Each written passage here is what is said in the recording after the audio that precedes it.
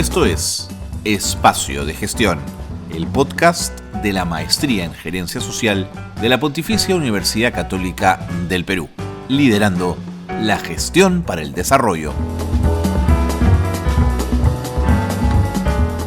Hola, ¿qué tal? ¿Cómo están? Muy buenas tardes, bienvenidos y bienvenidas a Espacio de Gestión, el programa de radio de la Maestría en Gerencia Social de la Pontificia Universidad Católica del Perú. Hoy, en el programa, hablamos con un magíster en Gerencia Social, con el doctor Milko Bobbio, un anestesista, también oftalmólogo, que durante la pandemia trabajó en el primer frente de batalla para atender a nuestros pacientes, a los compatriotas que se infectaron con el COVID-19. A partir de allí y de esa experiencia, él decide hacer una investigación que tiene que ver con el Hospital de Salud 2 de Vitarte. Y lo que allí encontró. El relato que da pie a esa investigación es un relato extraordinario, de primera mano, del valor de muchos, de la cobardía de otros, de un Estado ausente, de una salud ausente para la mayoría de los peruanos. Quédense con nosotros y vamos de frente con esta conversación con el doctor Milko Bobbio, aquí en Espacio de Gestión. Bien, y siguiendo con nuestro interés de conversar con magísters en gerencia social que fueron parte de la maestría y cuyas investigaciones de grado siempre sometemos a discusión y a debate en este programa, hoy queremos hacer lo mismo con una investigación que tuvo que ver con aproximarse a investigar esos factores que hacen posible, que contribuyen que no haya una correcta gestión de recursos humanos, que sea inadecuada la gestión de los recursos humanos, logísticos y los terapéuticos en el Hospital E-Salud 2 Vitarte. Esto en la lógica del enfrentamiento de la pandemia del COVID-19 y enmarcado en el marco de los derechos humanos y la salud que se reconoce en el Plan Anual de Calidad de la propia institución del año 2021. El autor de esta investigación es el magíster Milko Bobbio, que ya nos atiende y a quien quiero saludar y agradecerle que esté con nosotros. Milko, bienvenido, gracias por acompañarnos. Muchas gracias, buenos días, encantado de atenderlos y gracias por el honor de haberme llamado para la entrevista. Por favor, encantado. Milko, ¿cuándo llevó usted la maestría? Los 2 años, pero con una interrupción debido a mi labor profesional. Pero en el último tramo ya fue sin parar, que se vio interrumpido pues por la pandemia, porque tenía que hacer algunas asesorías de manera virtual, ¿no? De acuerdo. Entonces ha sido muy reciente el cierre. Exactamente, pero ya como le digo, fue sin parar. Y justamente empezando la pandemia, empezó la asesoría, recabar la información sobre la marcha, ¿no? De acuerdo. ¿Usted de formación qué es? Yo soy médico cirujano, con doble especialidad, de oftalmología y anestesiología. ¿Y por qué a un médico cirujano le interesó la gerencia social? Bueno, lo primero que, como saben, todo el mundo dice, hay desigualdad social aquí, pero ese no es el tema, para mí, de manera personal. El problema es las autoridades y el grado de educación de las personas. No se llega a quien se debe, no se enseña lo que se debe, se gasta demasiado. Las escuelas públicas tienen presupuesto, pero no se llega a nada. Las universidades son igual. Yo tuve la suerte de solamente tener una huelga cuando estudiaba, yo soy de San Marcos, y acabar mi carrera de corrido. Pero el resto de gente no. Entonces, todos estos factores, más la corrupción que últimamente, hace más de 20 años, y es demasiado tiempo que crónica nos invade, no permite que se pueda tener ni la tecnología ni la infraestructura adecuada. Porque la verdad, con el dinero que gastamos acá, yo ahora vivo en Estados Unidos, es así. Tenemos dinero de sobra para hacer los proyectos, pero solo tenemos la teoría. Nunca llegamos a la práctica. Y esa fue la principal motivación para realizar este tipo de tesis, y sobre todo en una enfermedad que causaba tanta muerte desde el inicio. ¿Y eso lo aproximó también a la gerencia social? Efectivamente, porque el manejar los enfoques que nos enseñaron en la maestría para poderlos aplicar en la práctica, no la teoría como muchas tesis refieren, los preceptos que nos enseñaron. Es decir, saber cómo llegar a la gente y aplicar los conceptos teóricos a la parte práctica, a la gobernabilidad y los derechos humanos, como se recarga en la tesis, porque la teoría ya está dada mucho tiempo antes está dada, pero no se da en la práctica. Los derechos humanos en cuanto a la educación y la salud no se cumplen ni en un 40% a mi modo de ver, y eso se demuestra en el desarrollo de la tesis, tanto con las actitudes de las personas y lo peor de todo, con las actitudes de las autoridades. La falta de una guía, una cabeza, ha sido el principal problema aquí, ¿no? Y la educación de la población. Y dígame, señor Bobbio, siendo la maestría en gerencia social una maestría multidisciplinaria que incluso tiene a estudiantes que vienen desde varias orillas del conocimiento o profesionales, ¿le generó eso a usted una ventaja, una aproximación a otras realidades o por el contrario pudo ser un problema?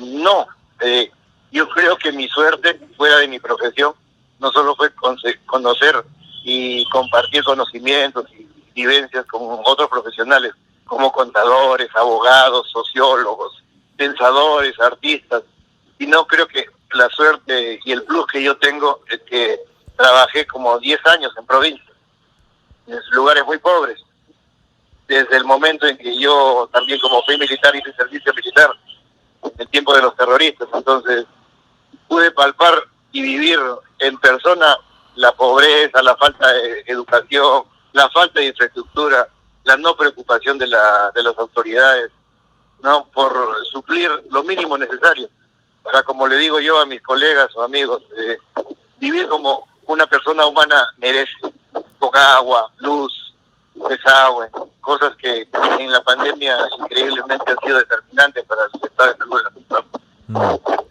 En su experiencia laboral de las 10 regiones en las que trabajó, ¿podría contarnos alguna experiencia donde usted vio la pobreza de una forma tan descarnada que decidió afrontarla después de esta investigación?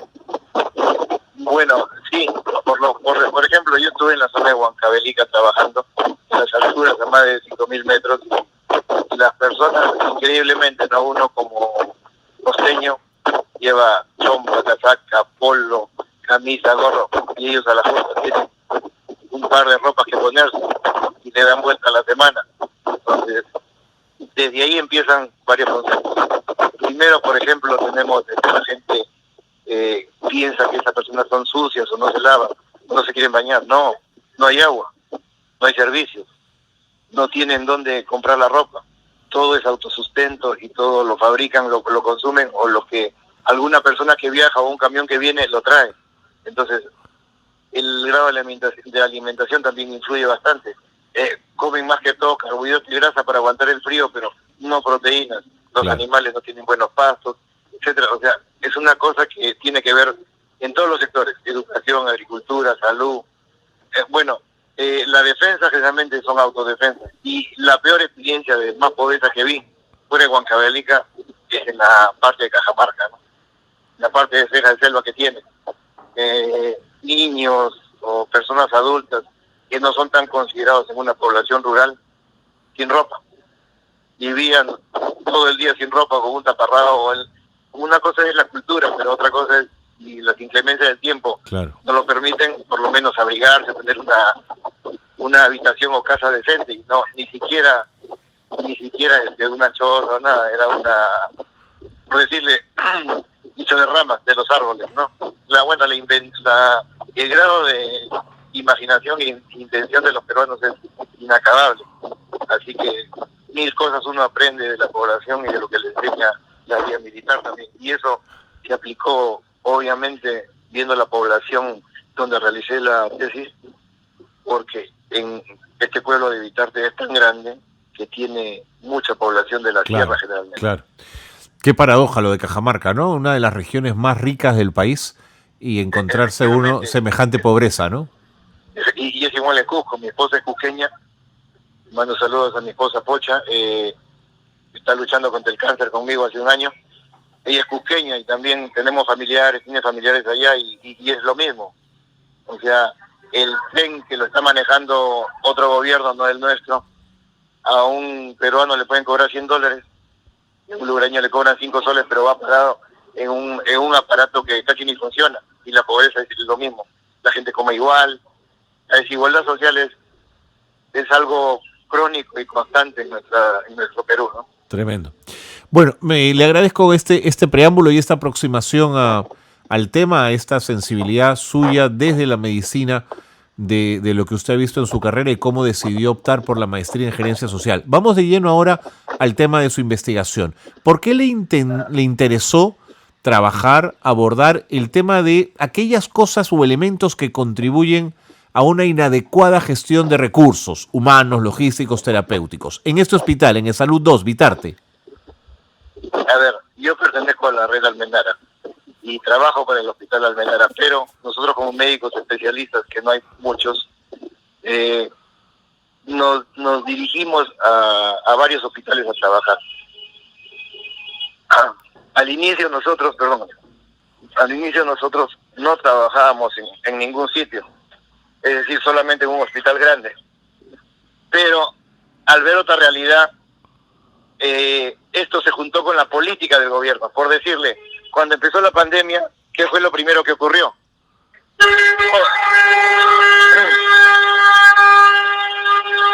Perdón, todos los médicos especialistas y médicos generales se fueron a su casa. Sobre pretexto de alguna enfermedad crónica, sobre pretexto de alguna enfermedad Eso aguda. fue una vergüenza, señor Bobbio. Exactamente, por decirle, en el Hospital Almenara éramos más de 1.200 médicos y al final quedamos 124. Increíble. Yo uno de ellos. En el Hospital de Vitarte eran más de 184 médicos y quedamos 12. Ahora, yo como oftalmólogo, porque ya me desempeñaba solo como oftalmólogo, mantenía mi consulta con otro médico que se había quedado conmigo, una doctora, la doctora Mendoza.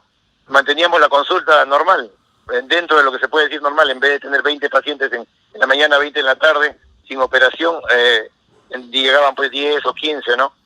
No había una correcta disposición del EPP, el equipo de protección personal, no había una normatividad respecto a eso, que fue tardía. Realmente la norma correcta se dio casi a los 5 meses de iniciar la pandemia. Y otra cosa es que, como yo soy anestesiólogo, nosotros durante el descanso entre paciente y paciente tenemos un cuerpo médico, un STAR, como lo tienen muchas empresas. Entonces nos sentábamos a descansar y yo veía a mis compañeros, a mis colegas de cuidados intensivos, de emergencia, corriendo de aquí para allá porque los pacientes llegaban a mares. Claro. Cuando yo hacía horas en el hospital, como oftalmólogo. Entonces, como ya me conocen que yo soy anestesiólogo, de pura casualidad uno me dice, por favor, ¿me puedes ayudar? Y yo, cuando ingresaba a consulta, ya el hospital vacío, sin personal, sin gente, subía directo a mi consultorio y no veía más. En el momento que mi compañero me llamó y me dijo, ayúdame, entré a la emergencia y esa fue lo más impactante que me llevó a participar en la pandemia. Habían 7 pacientes jadeando todos en unas sillas de plástico y la emergencia estaba abarrotada. Estos 7 pacientes no podían respirar y, como le digo, la imaginación peruana y la medicina somos muy creativos. Entonces, de una sola manguerita se dieron abasto para darle a 7, con un solo balón de oxígeno. Obviamente de esos 7, 5 murieron en el transcurso de la tarde. Yo logré intubar a 3 pacientes y como no teníamos ventiladores ni nada, Tremendo. Simplemente se les daba oxígeno con la mano. Entonces, esto fue lo que determinó. Ahora, en ese momento uno se da cuenta lo que le falta, lo que le sobra y lo que no tiene. Yo como anestesiólogo, nosotros nos enseñaron desde la universidad que más ayuda el que menos estorba y aunque sea con lo mínimo suficiente y necesario, se puede trabajar. Nosotros no teníamos oxígeno, nosotros no teníamos material para manejar la vía aérea, nosotros no teníamos insumos y tampoco había normativa para manejar el stock de farmacia. Quiere decir, la parte de infraestructura de insumos no estaba ni normada ni con la pandemia ni antes de la pandemia. Es decir, si yo le solicitaba a la farmacia que necesitaba 10 tubos endotraqueales para manejar 10 pacientes, no me los podía brindar porque me pedía demasiados documentos engorrosos. y yo lo necesitaba para ayer y me lo daban en 1 hora, 2 horas. Y el paciente que se estaba muriendo no decía, ya me espera 2 horas y Claro. regresa por favor y me entuba. Lógico. No, y ya se acabó el oxígeno. ¿Y qué hacemos? Bueno, ¿qué vamos a hacer? No se podía hacer nada. Simplemente se hacía lo que se podía. Y otra cosa es que cada hospital, el Almenar, el Rebagliati, Sabogal, a los cuales yo también iba a colaborar, porque no había médicos en todo de salud, esa es la verdad de las cosas, y se tuvo que tener muchos médicos generales sin experiencia y sin capacitación a la guerra, era lo mismo, no había oxígeno, no había taxis, el control de la gente que tenía que salir no salía a trabajar, los que no tenían que salir seguían vendiendo sándwiches, seguían vendiendo cosas en la calle, y ahí en Vitarte, por ejemplo, es así, es un pueblo, es como llegar a cualquier pueblo del interior del país, uno se siente en confianza, pero también rodeado de delincuentes. ¿Por qué? Lamentablemente, y no quiero ser peyorativo ni racista, lamentablemente teníamos el problema de los latinoamericanos de Venezuela, que habían llegado al país, en desorden y de todo tipo de personas. Entonces, eso, ¿para qué va la explicación? Porque venían 3 pacientes COVID y venía un acuchillado. Venían 3 pacientes más y venía un paciente con infarto, o que le habían asaltado, o que lo habían metido un balazo. Entonces, la emergencia no dice, bueno, COVID se va para aquí, y no, eso no había. Todos entraban. Otra cosa que denota la falta de infraestructura, de logística y todo lo que es manejo gerencial en todos los hospitales, no solo en ese, sino en el Salud y en el MINSA, es que la primera línea de defensa, ¿quiénes eran? Los vigilantes, los agentes de seguridad. Claro. Con los cuales yo, después del tiempo transcurrido, si antes solo los saludaba, ahora los respeto más que a un colega, inclusive. Porque en cada hospital, en el Almenar, murieron varios. No, seguro. Doctor Bobbio, no me corte. Para seguir conversando, me tengo que ir con las noticias de gerencia social. Regresamos en un instante para seguir hablando de esto y entrar ya a las conclusiones, primero a la metodología y luego a las conclusiones a las que usted arribó luego de su investigación. No se vaya, quédese con nosotros. Perfecto, gracias. Estamos en Espacio de Gestión, el doctor Milko Bobbio nos atiende, estamos hablando de lo que él vivió personalmente y que fue insumo fundamental para una investigación potente que tuvo que ver con todos aquellos factores que contribuyeron a una inadecuada gestión de recursos en el Hospital Salud 2 Vitarte durante el COVID-19. Pausa breve y regresamos, no se vayan. Esto es Gerencia Social Noticias. Se realizó la entrega de 7.740 libros de comunicación y matemáticas para los estudiantes de la provincia de Carabaya. Esta entrega de materiales fue hecha gracias al convenio que existe entre la empresa de generación eléctrica de San Gabán y la UGEL Carabaya. Flora Tristán organizó en el distrito de Coronel Portillo de Ucayali el encuentro de mujeres líderes indígenas amazónicas. En este evento participaron 150 lideresas indígenas e implantaron una plataforma de acción colectiva que busca reforzar el movimiento feminista y velar por los derechos de las mujeres. Se rechazó el proyecto de ley que pretendía elevar las penas por difamación a medios de comunicación. Este proyecto de ley estaba atentando contra la libertad de expresión y el trabajo de investigación que algunos medios realizan. Hasta aquí las noticias de gerencia social que marcan la actualidad. Seguimos en el programa, qué bueno que se han quedado con nosotros. Nos acompaña el magíster Milko Bobbio, el doctor Bobbio, oftalmólogo, anestesiólogo, que también es magíster en gerencia social y que ha hecho su investigación en función a la inadecuada gestión de recursos humanos, logísticos y terapéuticos en el Hospital Salud 2 de Vitarte. Él evaluó los elementos que contribuyeron a una situación tan caótica y tan compleja en el marco de la pandemia. Doctor Bobbio, ¿cuál fue su metodología de trabajo? Que además era compleja por la misma pandemia, seguramente. Organizamos la tesis en varios capítulos y para tomar la información, primero yo como médico que trataba pacientes, veía la realidad y de dónde provenía cada paciente, grupo etario, etcétera.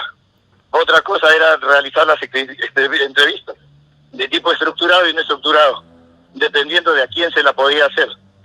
Tuve la suerte de contar con la colaboración de varios colegas que trabajaban conmigo, inclusive el señor director del hospital, el administrador, que luego de dar su testimonio se retractó, de personal de vigilancia, personal de limpieza de la empresa Silsa, que también depende de salud, y de los pacientes y sus familiares, para que cada uno, según las preguntas que se hicieron, un promedio de 30, en una conversación de 2 horas y media más o menos, pues cada uno nos exprese todos los sentires sobre el manejo de la pandemia. Es así que en cada entrevista se pudieron desarrollar obviamente los mapas conceptuales y todas las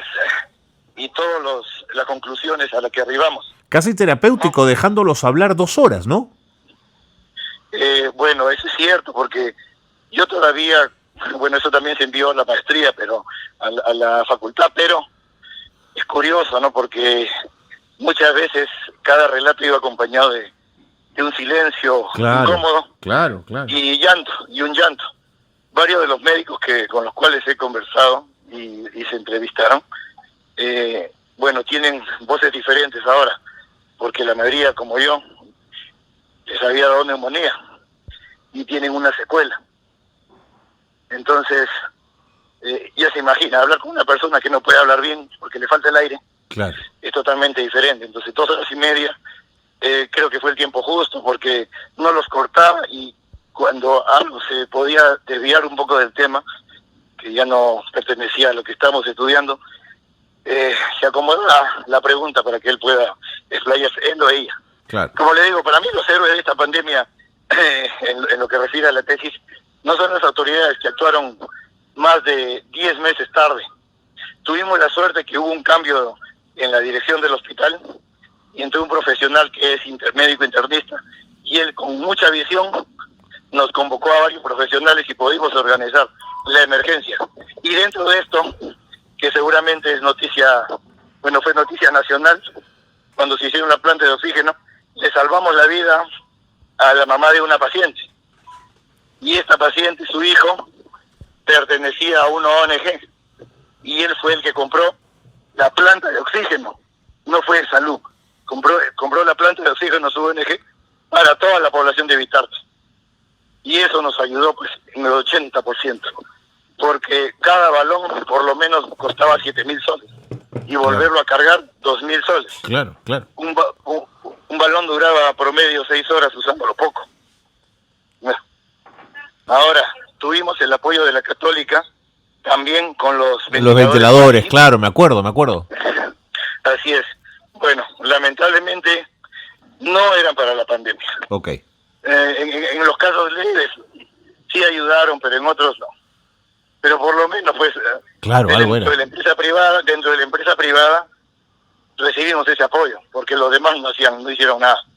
No, todo era decretos, entonces todo era contradictorio. No había medicinas, no había una logística apropiada en cuanto no solo al transporte, porque ya el hospital o otros hospitales dependen del hospital Almenara de salud.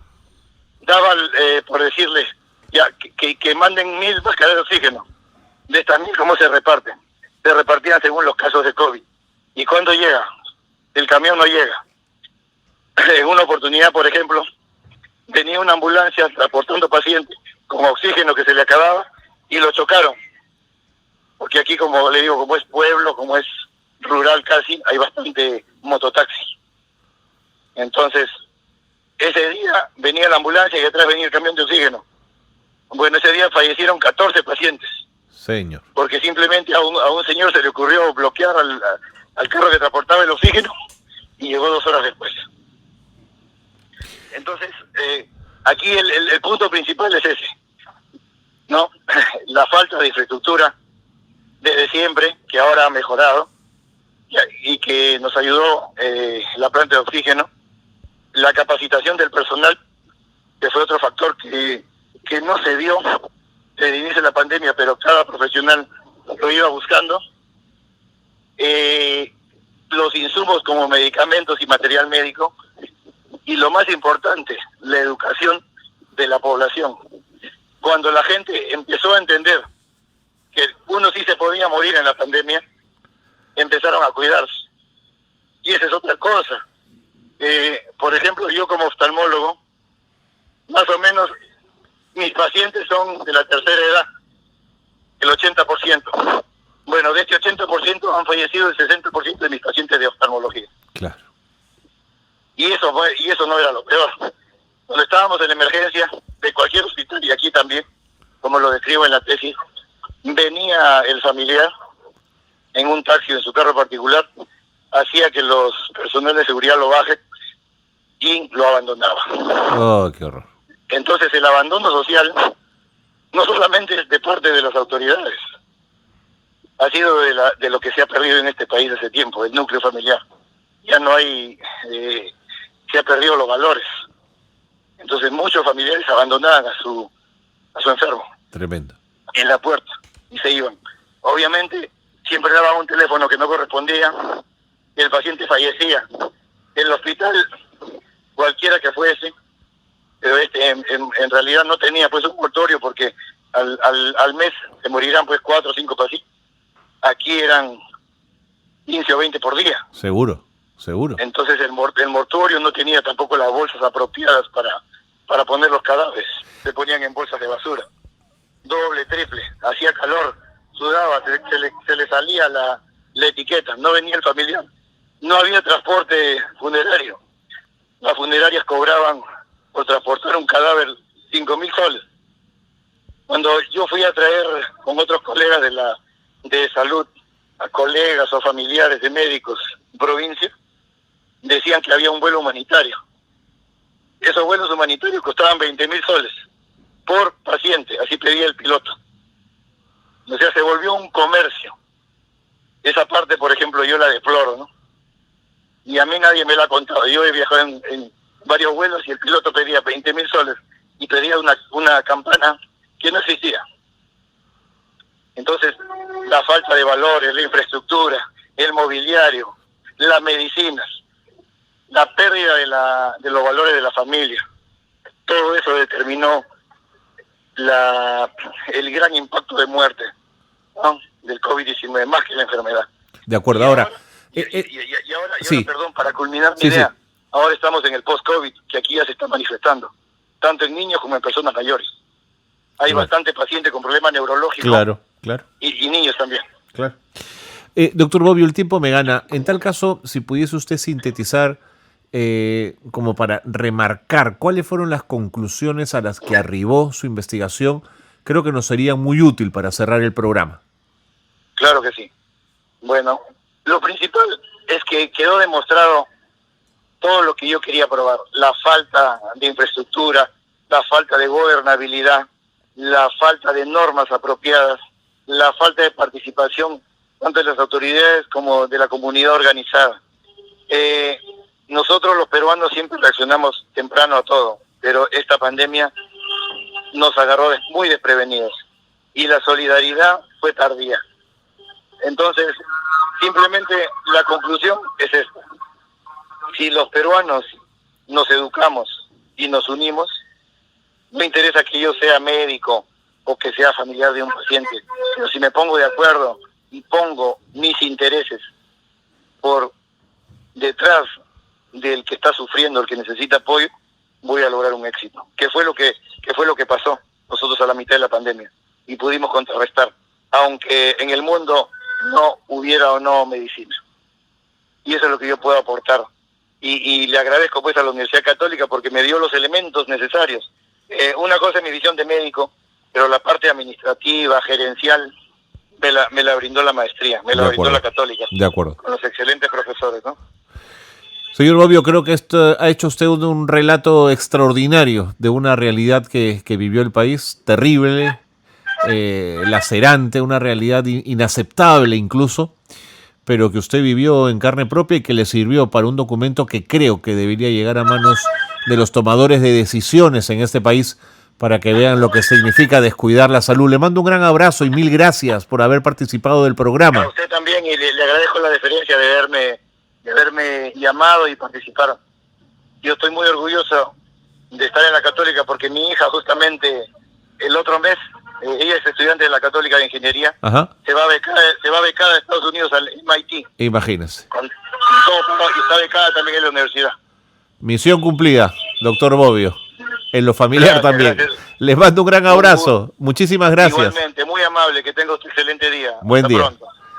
Milko Bobbio ha estado con nosotros, doctor, ex estudiante de la maestría, hoy magíster en gerencia social. Bueno, ya lo han escuchado, ¿no? Más claro imposible. Qué desastre nuestro sistema de salud y lo que significó en tiempos de pandemia. ¿Se está repitiendo lo mismo en el dengue? Todas las evidencias apuntan a que sí.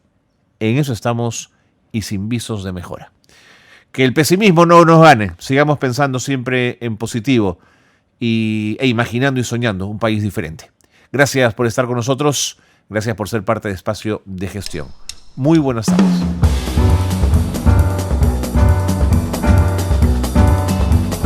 Hasta aquí una nueva edición de Espacio de Gestión. La gerencia social liderando la gestión para el desarrollo.